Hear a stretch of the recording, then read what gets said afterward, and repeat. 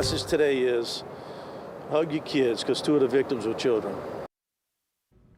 Well, there is heartache in Slidell after a family of 4 was killed in an overnight house fire.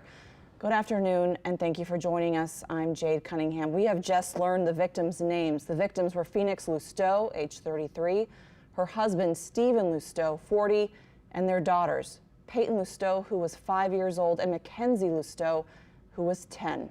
The fire department says the house had a smoke detector, but it may not have worked. Erica Ferrando is there now, and Erica, this is so devastating to hear.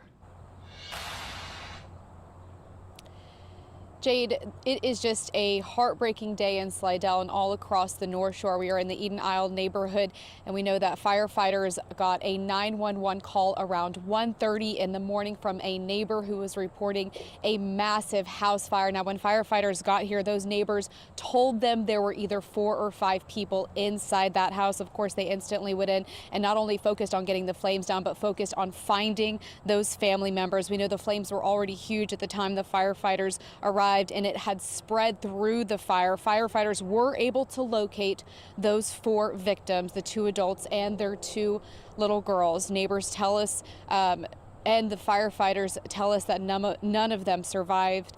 Firefighters later determined a 5th family member, a son, was not home at the time. Now, Chief Kaufman said the fire started from the rear of the house, but they are still investigating what caused it, although they do believe it was accidental. When he spoke this morning, he said his biggest message was to check your smoke detectors. He said this home had one smoke detector, but it was not working.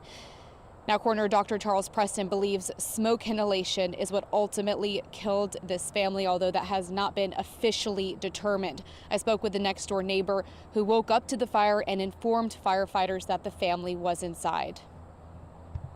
The people inside, I beat on the door, I beat on the garage door, which is tin, so it made a lot of noise, and got no response from anybody that I could hear anyway. And shortly after that, the fire truck showed up. It showed up relatively quick, really. And I kept saying there's people inside.